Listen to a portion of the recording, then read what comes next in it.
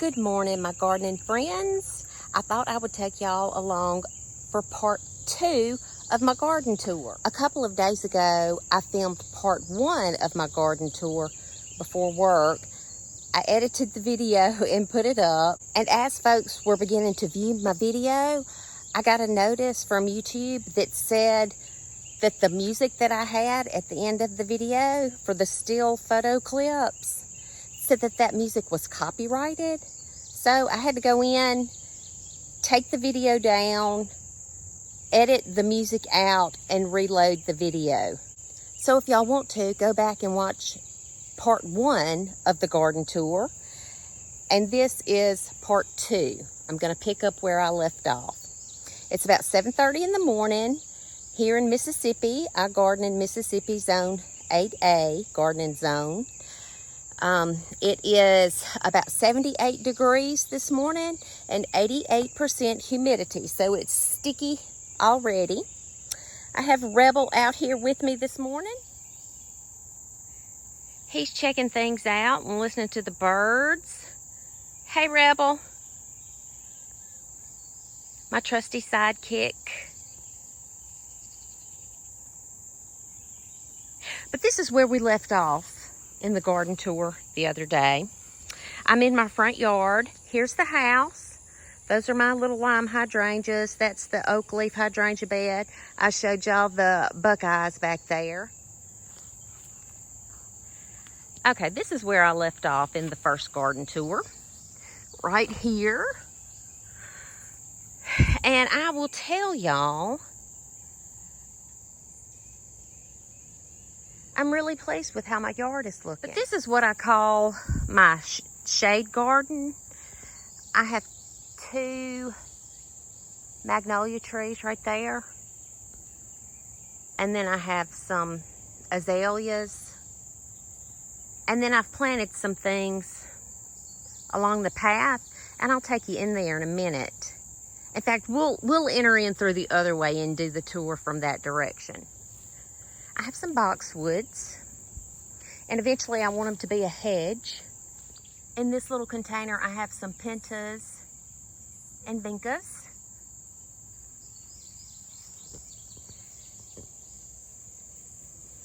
These are the azaleas. And this spring, we had the most magnificent azaleas ever.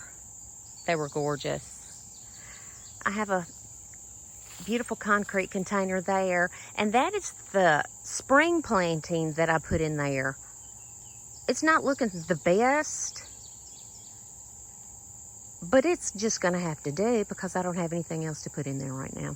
Do y'all ever have situations like that? I bet you do. There's some more azaleas. Here's a little entrance into the little shade garden with a couple of containers and a bench. It's a little statue of a puppy holding a flower basket. I love that.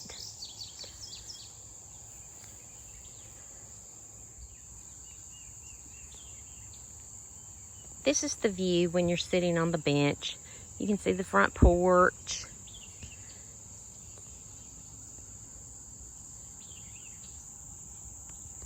And then you can see the big woods.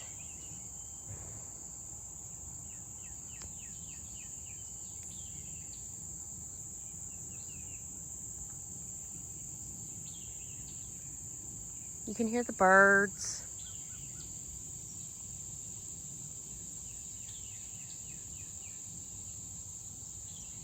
It's a pretty nice spot to sit and think and observe.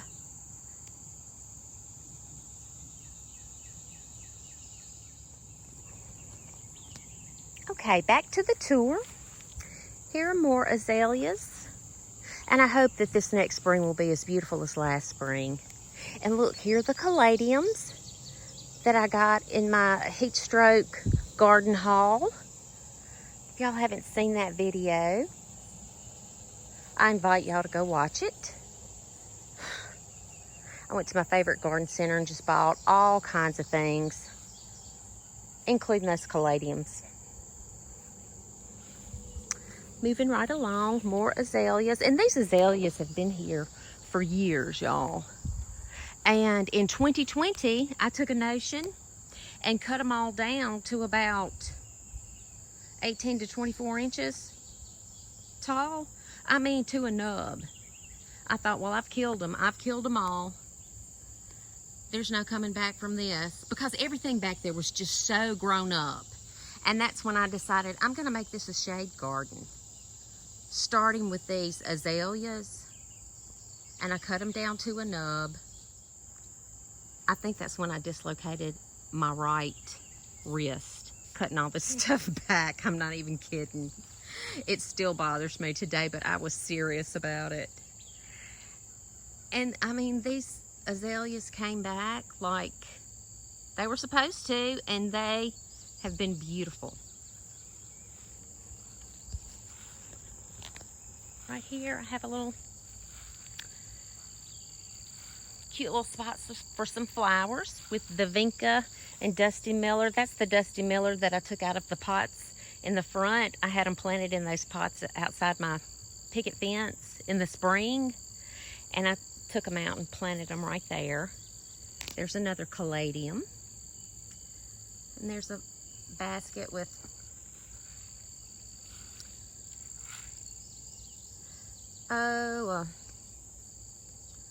that's some kind of a begonia and coleus. There's another begonia and the vinca. I have these macho ferns on either side of this swing. They've done really well. And look, there's the little statue boy. He was part of the fountain. Well, there's the other part of the fountain right there. Well, it wasn't a fountain, it was a bird bath. And when the tree fell in my flower bed back in the spring, it was crushed, but he was saved. So we stuck him over here in the shade garden. And you can see him peeking over that azalea. And just walking around this bed. Now this, I planted this. This is an Elysium, and it's dry. I need to give this some water. And this is a tip for y'all, a reminder for y'all. When you're planting under a big established tree, that tree is going to get the majority of water that this bed gets from rain, or if you water it or what, those tree roots are going to soak up the most of the water. So you might need to pay a little extra attention to the newly planted things and kind of help them get established. So when I finish this tour, I'm gonna come give her some water. This is a little lime hydrangea, and look, it only has one little bloom. And I think the problem is it does not get enough sunshine right here.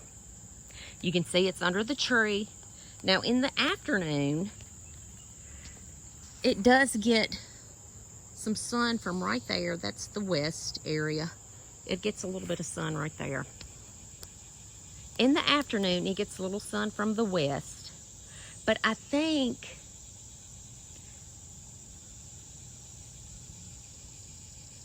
you know, I told y'all that I wanted to extend this hydrangea bed to right here. So I think in the early winter, when this is dormant, I'll cut it back, of course, dig it up, and plant it over there in the new bed. And then when it wakes up in the spring, it'll be in its new home, and maybe it won't miss a beat. I mean, it's grown. It has pretty growth on it, but it just doesn't bloom. It needs more sunshine to bloom. So I'm going to move that one. But in this bed, this bed is, you have to be kind of tough to live in this bed because of the big tree.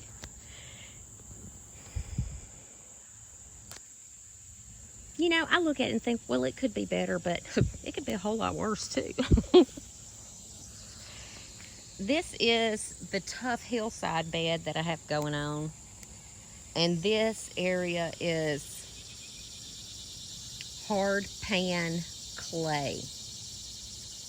Do y'all hear those sounds of summer? Do y'all have that where y'all are? I just love it. I mean, the heat and humidity are rough.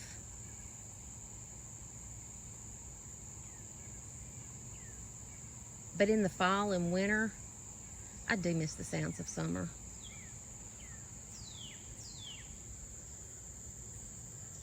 Anyway, this is just, I try to plant perennial things in here. And look, this time of year, black-eyed Susans are the way to go. They are so tough. And look, you can see, I don't want to well, I guess I will. Let me tiptoe through here and show y'all this. It's called Obedient Plant.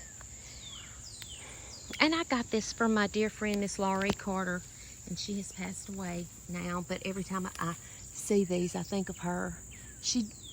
I got these in a clump of stuff that she dug out of her yard and gave me, and it has just spread, and I just think that they are beautiful.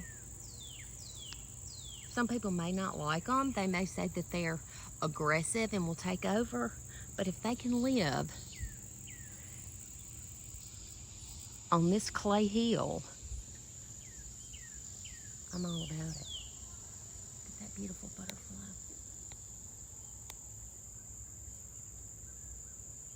That's the lantana that's been there for years and years.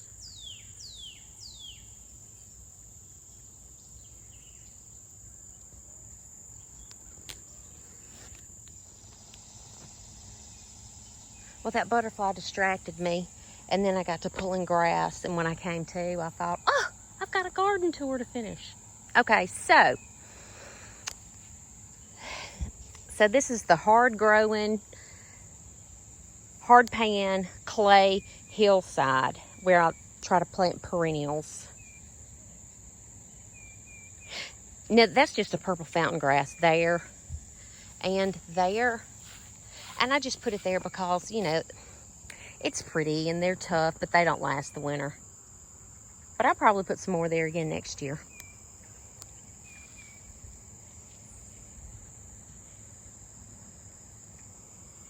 And there's the basketball goal. I've watched many a basketball game out there on that driveway with my boys.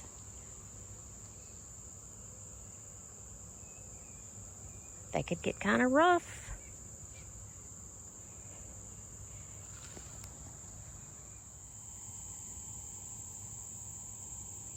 And this is the flower bed where the tree fell down through it and broke my bird bath.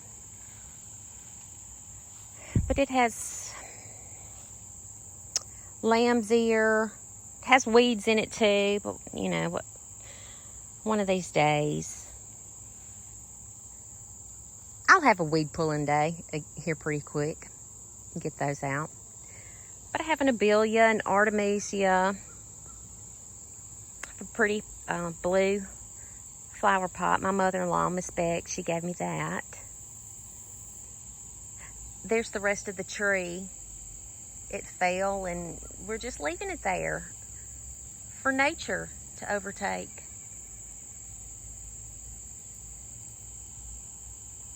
We're not trying to take over nature here. We're just trying to clean out a little spot for us to reside.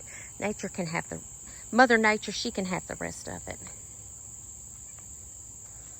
This is that hyssop or agastache.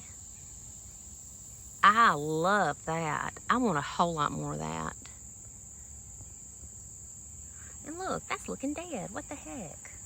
I guess I need to come and cut that back. There's the flower pot. I think that bright papa blue is pretty.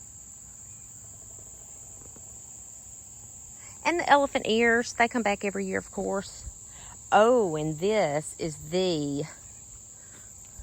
perennial of the year, mountain mint. I've said it before and I'll say it again. If you don't have mountain mint in your garden, run, don't walk, and go buy some. I love it. Look at how beautiful that is. And it's reliable, and it comes back, and it spreads. And if it wants to spread all the way back there to Mother Nature, yay. But look, I have some yard art. I found one of my boys' old basketballs in the ditch, and I spray painted it blue because it's hard to find blue for the garden, you know. So I spray painted it blue and put it on a little flower stand. And the mountain mint spread all around it and covered it up. If you look just right, you can see a little hint of blue.